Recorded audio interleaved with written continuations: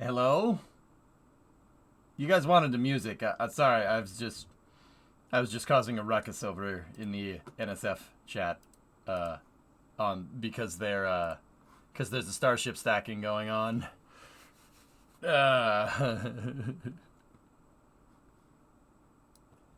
I won't say any more. I was just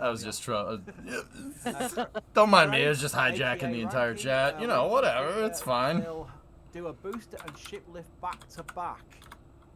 Ah, right. So basically, the booster arrives, goes in chopsticks, lifts. Discovery, go at throttle up. And then the ship rolls. Same. Also redeemed one very ad little time. gap. Because no, it's not going to do anything when we're this close to the pre-roll, right? But I rolled it. Discovery, go at throttle up. This is bullcrap. This is bullcrap. Tessa, what did you roll? You rolled a 2. Okay, re-roll. You rolled a 6.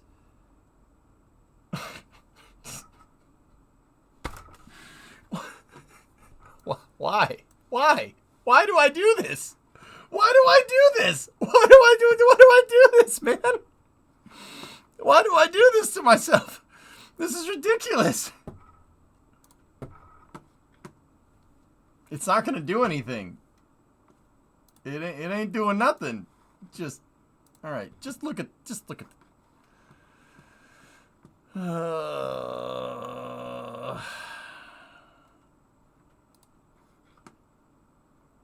You need to up your luck. Yeah. Yep. There is a fairing, and that's fun because you get a good idea of scale there. That is the top end of a Formula Yeah, One. there's just It's very the rare Yorkshireman himself you get doing context of how the big commentary. the actual fairing is. But that Common top EJL there moment. shows it really well. So Serious, basically everything like you right say now is an it's L Starlink moment. 641, says Gage. Thank you, Gage. And that is rolling. It's rolling past the mobile launch one. What's happening here? Discovery, go at throttle up. Stacking. A long time now. They're taking a lot of time doing testing on the mobile launch 1, while mobile launch 2 is making pretty good progress, which we'll see in the next flyover. They're talking about SLS, but yeah, I wanted to show this because they SpaceX stacked. They restacked the Starship. I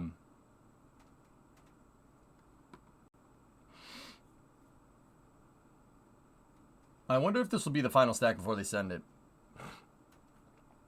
I think that depends on the wet dress rehearsal, dude. They're gonna clearly something went wrong with the 2 prior wet dress rehearsal tests.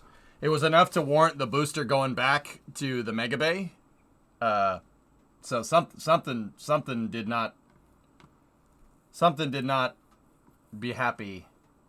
Do good. What more like? Oh, and then check this out. SpaceX just Nova. There you go. They're stacking. And then, yeah, there we go. And then over at the Cape, they're just moving more Starlinks. Also birds.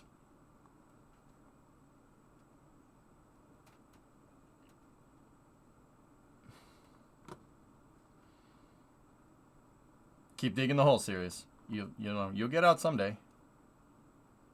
Also, yeah, ML1's back there, yeah, just doing its thing. Need to destack for the flight termination system. Yeah. Hey, that looks familiar. Oh, wrong space center. But yeah, there you go. That might look more familiar.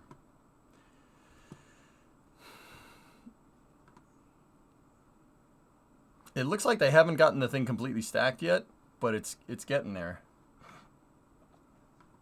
Being that they are having problems with the stack, do you think they might just skip to the next in line?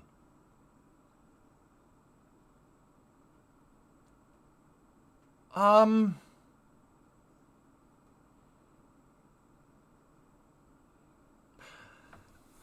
think that the problems that are going on with this thing are I don't think they're necessarily because of the design or anything. I mean, obviously they have another Starship teed up. If they could turn this camera a little bit that way, there's another one. They brought another one to the launch site last night. I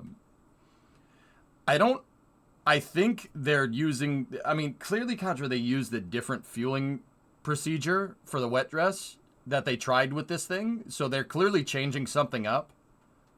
I'm not sure if the stack is being stubborn because, you know, it's being like just because of the hardware, or if it's because of the new fueling procedures or whatever new stuff they're testing. It really depends. I would say probably not. You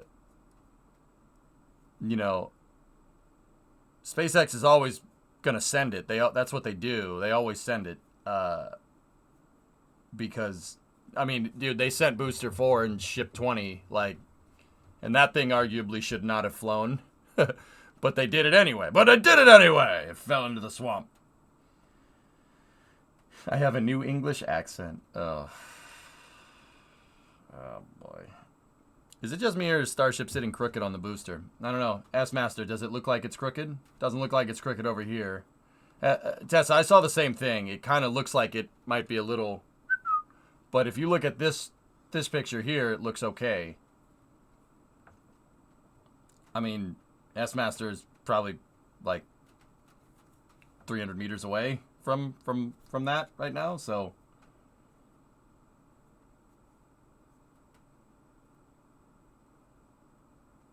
Scuttlebutt says that the stacking issues with the ships and boosters are caused by the chopsticks sagging. They're more bendy than it looks.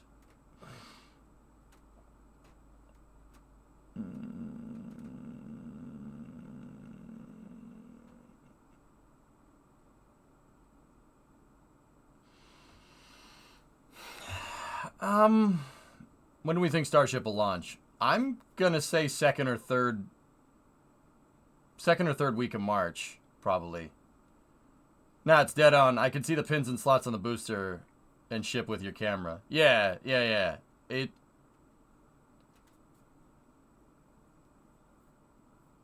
I don't think that the sticks are sagging too much. I mean, metal is everything is elastic, even metal. Like when you're talking about this type of load, you know, I'd be curious to see what the load cycle is on this thing. And I mean, there's no way SpaceX didn't engineer it to be like well above and beyond what like the massive Starship and Super Heavy. We saw them test with those bags a long time ago, and those bags are way heavier. They basically took a bunch of water bags and attached them to the chopsticks, and then moved them up and down a bunch of times for load simulator testing. That was way above and beyond like any Starship or Super Heavy. Alaska, sure. They're alignment tabs. They look aligned. I mean, it might be just a smidge off. Hi, Midge. It might be just a little off, but it's nothing the pilot dowels on Super Heavy wouldn't align.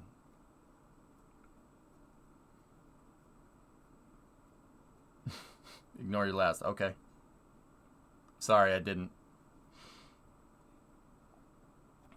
Also, why would it have problems lifting Starship but not have any major problems lifting the booster? It's way heavier.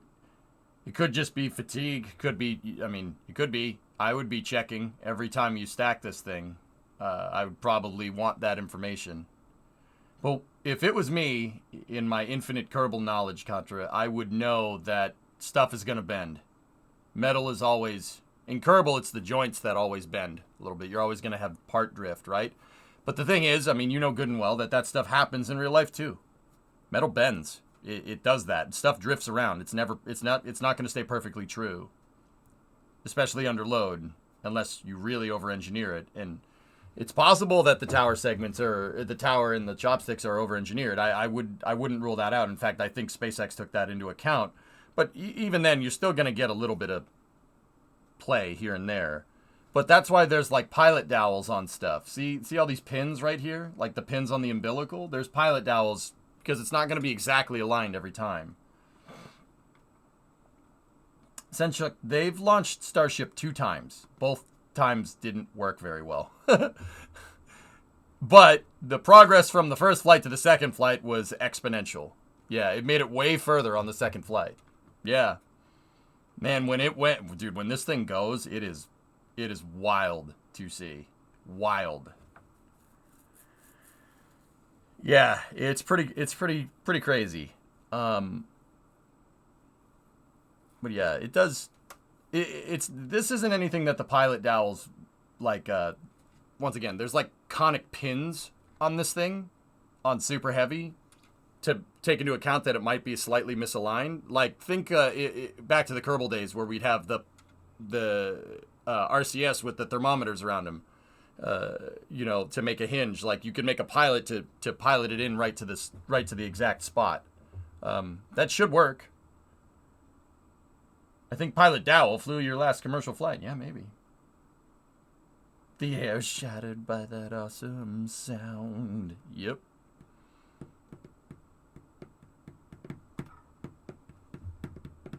I'm telling you, I will stop talking about the space shuttle when this thing comes back down and lands from an orbital flight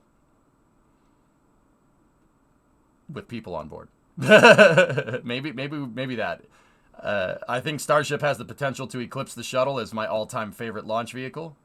With that being said, I still think the shuttle is S tier. It's one of the best launch vehicles ever designed. Don't lie, you'll still talk about the shuttle. Yeah.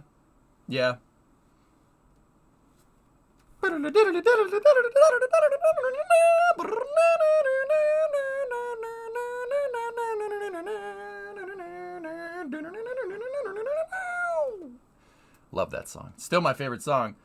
So about that Alpine F1 car, I don't know, Alex. I have not followed. I've been purposely avoiding Formula One. The whole Andretti fiasco left a sour taste in my mouth. I'm just like, all right. This is getting to be a clown show. I'm about done with this. That was Countdown. Aspirationally 2025. How do you get one of these back to Earth after a Mars landing? I don't know. I don't think SpaceX knows, Zeke. I don't think they know how to do it. I think they know they want to do that. How would you get it back? The short answer would be refuel it and then send it home. That's all.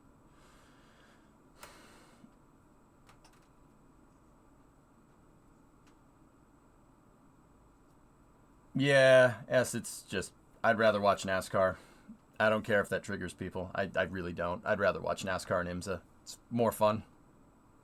Not sure if you already know, but they updated the left chopstick pin, theorized to be for a roll when they begin lift to stacking to reduce alignment time. Yeah, I would believe that.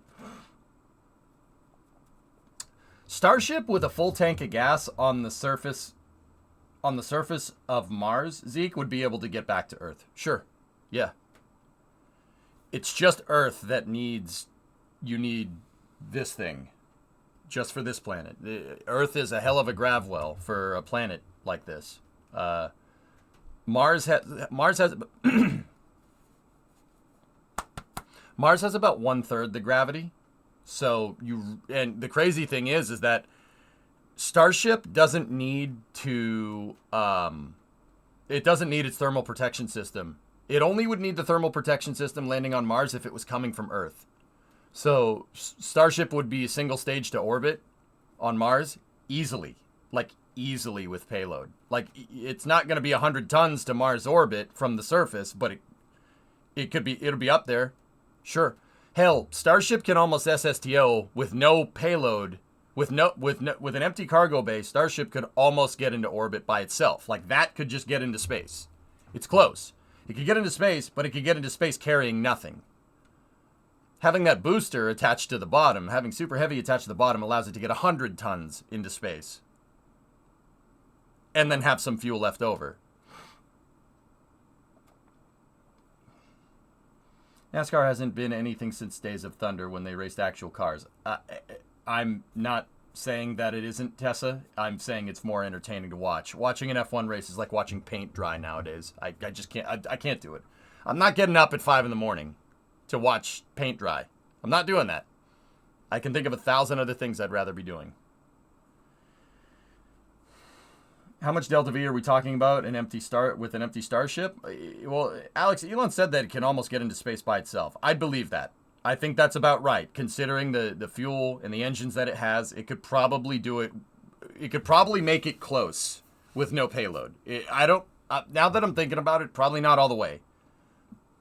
To do that, you need 9,000 meters a second Delta V. So if we're going to go off that logical statement, right? You have 9 kilometers a second Delta V. That is more than enough to get from the surface of Mars on a trans Earth injection back to the surface, back to Earth. I mean, it'd take a little while, and you have to be in the opportune transfer window, but it could do it. Oh yeah, absolutely, easy peasy. But the race for 12th place is really exciting.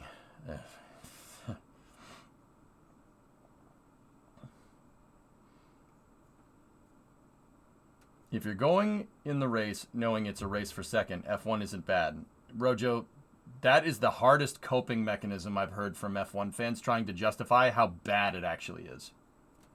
Like, it's been a race for second for 10 years. I'm not doing this. I'm not playing this game. This sucks. It's not fun to watch. Just admit it. Like, it's not fun to watch. I want to race for the lead. I don't want to race for second. That's cope. Like, that's not fun to watch. If F1's just going to turn into like a tire management, fuel management, no racing snooze fest, right? Like, why don't we just watch WEC instead?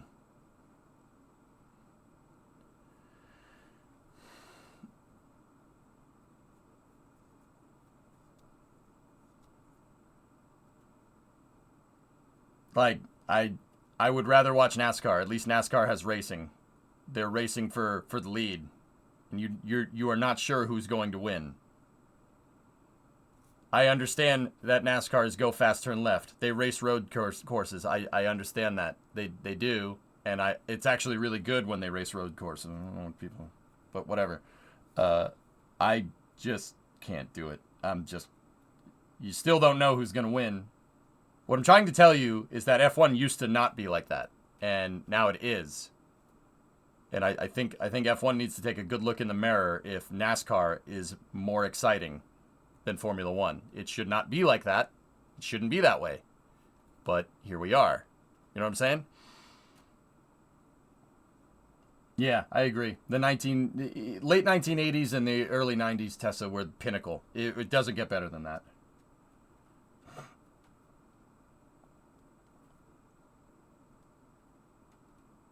I would rather watch that. Once again, I'm not saying if you compare like the golden era of Formula One, it's way better than NASCAR. And NASCAR in the 90s was awesome. It was really fun to watch, right? But dude, I'm telling you, I watch NASCAR and I used to watch Formula One I didn't miss a race for a long time. And NASCAR is more entertaining. Like, I don't know. I don't know what to tell you. I find myself enjoying NASCAR more and more because Formula One, you know who's going to win. I'm not watching a race for second. That's weird. That's just cope. Now, Le Mans endurance racing, Alex, that's kind of what I enjoy. That, because those cars are designed to do that. You know, in an endurance race, you don't push all the time. It's saving fuel. Like, it's a strategic play over 24 hours. I'd rather watch that. Formula One does that, but it only does that for 2 hours, which is like, all right.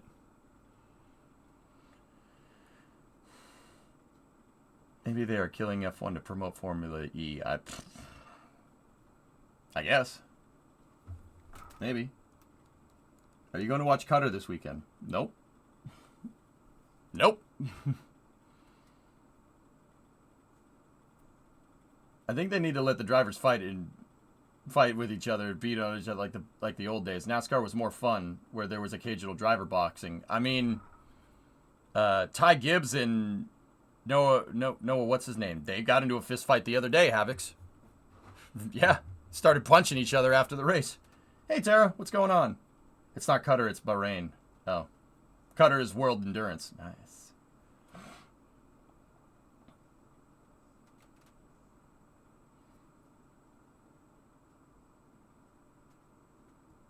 Yeah, Ty Gibbs and Noah Gragson, I think is the kid's name. Yeah, they started duking it out the other day. I mean, Ty Gibbs kind of deserves to be punched in the face, but yeah, whatever.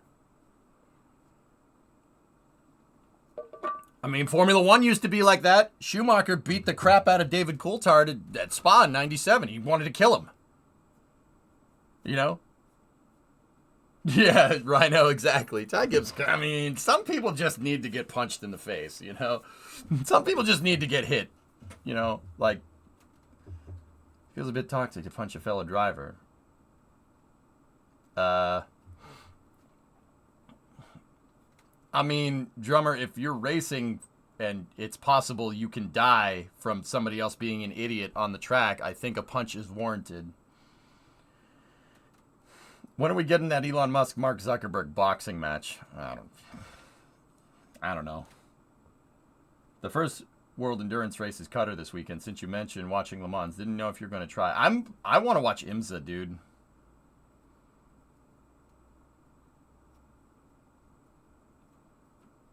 If Star Factory was built on Mars to build a full stack Starship Super Heavies there, could they launch missions to the outer solar system? Super Heavy could get a fully fueled Starship with probably 100 tons of payload into Mars orbit and be able to come back down and land, like no problem. That's the difference in the Gravwell. Like Super Heavy could go all the way up, get Starship into space, detach it, go once around, turn around, deorbit, come back down, and probably land. I would say that yes, that is on Mars. Dude, it's 1/3 the gravity. Think about it. 1/3 the gravity. 1/3 the delta V. It's not exactly 1/3, but close. I want to see some Soviet building, comrade. All right. Well, yeah, they stacked, and there's another ship there. Cool. Just thought I'd show you guys. It's pretty awesome, dude. It's just it's really freaking cool, man. That Starship is freaking gigantic. I still can't get over the size. I mean, it's a 9-meter core. It's about 30 feet. That's big. It's not small. Like, I don't know if you guys can see right there, there's a handrail on the side of the suborbital pad. So a person would probably be about the size of my mouse cursor. Maybe a little bit smaller. Like, that's the size of a person right there. That's nuts. Like, see the handrails right here? A person is probably about this big compared to the rest of the thing. It's freaking gigantic. Starship could single stage from Mars surface to Earth landing. Yeah, absolutely. Absolutely, yes. Yeah, of course it could. What's an A380 in comparison? If you put an A380 with the tail right behind my head, the nose would be right here. Yeah, an A380 would be about here. I mean, dude, the thing is a monster. It is a monster. This is like the launch vehicle from hell. Like, in a good way. Not that hell is good, but you get the idea. It's like launching a 20-story building. This thing is 35 stories, Jenye. 20 stories is how tall Super Heavy is. The more you know. Yeah, Falcon 9 is a 20-story building. Yeah. A Falcon 9 fully stacked would be about this tall. Right here. Falcon 9's core diameter would probably be about this big. Here. Give or take. About this big. And probably like up to here. The top of the fairing would be right there. This thing is double. It's double the diameter. Actually, it's almost triple the diameter, but whatever. Yeah, like I said, Falcon 9 next to this would be the core diameter would be probably about this big. That's Falcon 9. I mean, you guys saw that payload fairing, right? You saw the PLF on Space Coast Live, okay? So that thing right there, see that? That's Crew 8, which is tonight at 11, and I'll be back after NASA spaceflight to cover that. Or we'll just go all the way NASA spaceflight. I mean, could do that. Now, look at the fairing. That's a fairing for Falcon 9. That's the Starlink mission that's coming up. Now, I know people probably can't see the size of you know, it's hard to tell the size from because nobody's seen a rig like that. Look at the trucks. These are big American trucks. That's an F-350. Believe me, I know my trucks. It's an F-350 Super Duty. That is not a small vehicle. That's not small. Crew 8 was moved to Saturday at 11? No. No. Again?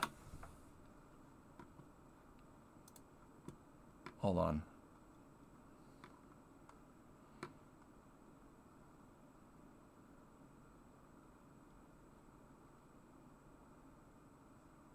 Balls.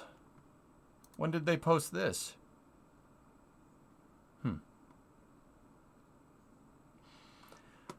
Oh boy.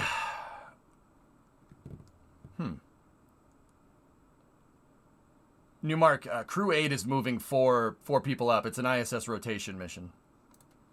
In terms of Space Coast Live and this, what are they moving there? Those are Starlink satellites inside of a Falcon 9 fairing. Now, like I said, look at the trucks. You can get, this gives you a really good sense of scale. How big, there's a regular car. It looks like a Toyota Matrix or something. Like, that's a regular sized car. You see the fairing next to that thing. Well, yeah, all right, give it a second. See what I'm talking about? That's Falcon 9. It's huge. You don't get the sense of scale with these things. Like, see that little thing? That's a regular mid-sized car. It's a small vehicle over here, but I get it. I get it.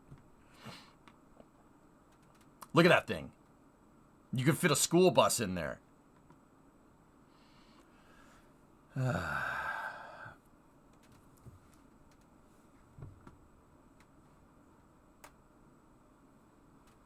Yeah, and once again, so you see that fairing. If we go back over to the Starship picture, that fairing next to Starship, if you put the bottom of the fairing right here, that fairing would be right there. Maybe like right here. Something like that. From the deck of the launch pad. So the fairing would be this tall. And about that wide, comparatively to Starship. That's the size difference we're talking here. Crazy, right? This thing is on another scale. It's incomprehensible how big this thing is. You wouldn't know until you saw it. That should be okay. Bree, I don't see why not. If you're cool with it, I'll do it. This is just a whittle guy. Yep. Certainly looks like a forbidden snow cone. All right, cool, sweet. Yeah, that thing right there is. Oh, I gotta make it full screen so I can weatherman this tall. Give or take. And about that wide. Comparatively to Starship. It's freaking gigantic. Starship internal volume is roughly 3 times that of a 737. Yep.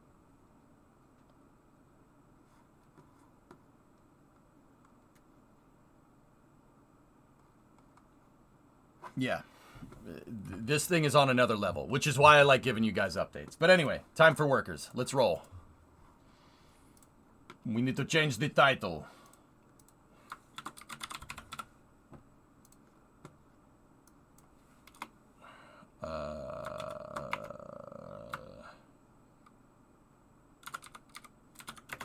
Glory to Nyaki Grad. I think we're on day 5. The Nyaki Grad Republic.